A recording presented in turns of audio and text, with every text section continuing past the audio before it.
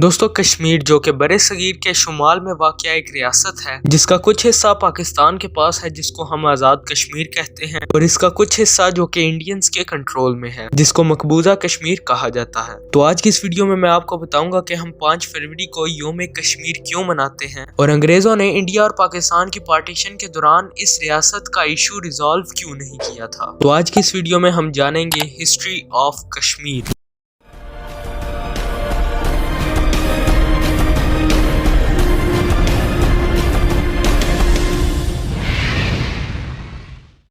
दोस्तों 1819 में महाराजा रंजीत सिंह ने कश्मीर पर हमला किया था और अफगान हुक्मरानों को शिकस्त दी थी और कश्मीर पर काबिज हो गया। इसकी हुकूमत 1946 तक कायम रही और फिर रहननामा अमृतसर के तहत 14 मार्च 1944 में अंग्रेजों ने कश्मीर को 75 लाख नानक शाही सिक्कों के एवज बशमूल बाशिंदगान इलाका गुलाब सिंह को बेच दिया। और जब अंग्रेज बरसगीर को छोड़कर जाने लगे तो इससे पहले इन्हें पाकिस्तान और इंडिया के दरमियान इक्तदार मुंतकिल करना था। जून 1947 में सर सिरिल रेडक्लिफ ने पाकिस्तान और इंडिया के पार्टीशन का नक्शा तैयार किया था और ये मैप इस फॉर्मूले पर तैयार किया गया कि जो भी मुस्लिम मेजॉरिटीज एरियाज हैं वो पाकिस्तान के पास चले जाएंगे और जिस इलाके में हिंदू मजहब के लोग ज्यादा होंगे वो इलाके इंडिया के पास होंगे। दोस्तों इस बरे सगीर में कुल 562 रियासतें मौजूद थी जिसमें से 140 रियासतें खुद मुख्तार थी और 3 जून के मंसूबा तकसीम में ये बात तय की गई थी ये रियासतें अपनी मर्जी से पाकिस्तान या इंडिया में शामिल हो सकती हैं। वैसे तो दोस्तों कश्मीर की आबादी 80 से 85% मुसलमानों पर मुश्तमिल थी, लेकिन जो इस रियासत का राजा था राजा हरी सिंह वो हिंदू था। नेहरू चाहते थे कि कश्मीर किसी भी हालत में इंडिया के पास आए और नेहरू के ताल्लुकात शेख अब्दुल्ला से बहुत ही करीब थे जो कि कश्मीर के बहुत ही जाने माने पॉलिटिशियन थे। तो राजा हरी सिंह ने सोचा कि अगर मैं इंडिया के साथ चला गया तो शेख अब्दुल्ला जवाहरलाल नेहरू से बहुत ही करीब हैं, पावर मेरे से छिन जाएगी, इसलिए वो इस खौफ में थे। और पाकिस्तान के पास वो इसलिए नहीं आना चाहते थे क्योंकि वो खुद एक हिंदू थे और इसलिए इन्होंने एक एग्रीमेंट साइन किया जो कि स्टैंड स्टिल एग्रीमेंट कहलाता है। और इस मुआहदे में ये कहा गया था कि कश्मीर की रियासत खुद मुख्तार रहेगी, ना ही ये रियासत पाकिस्तान के पास जाएगी और ना ही इंडिया के पास। इस मुआहदे पर पाकिस्तान ने तो साइन कर दिया लेकिन इंडिया ने नहीं किया।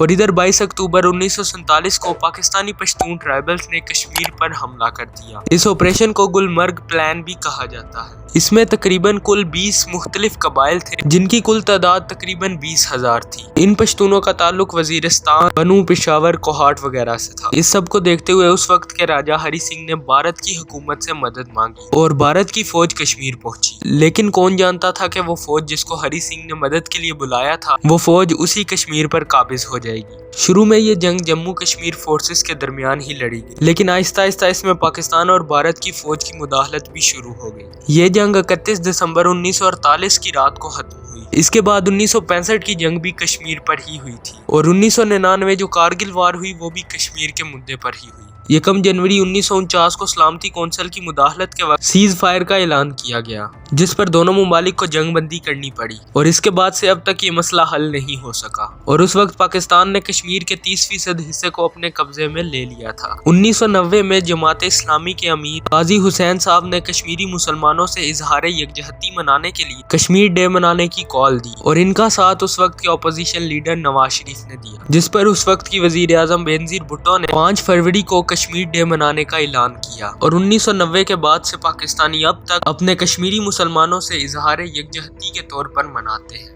वीडियो का इख्तिताम मैं इन्हीं अल्फाजों के साथ करूंगा, एक जहन्नम बर्पा करके रखी है और नाम जन्नत रखा है मेरी वादी का। दुआ है कि अल्लाह ताला कश्मीर के हर मुसलमान को अपनी अमान में रखे।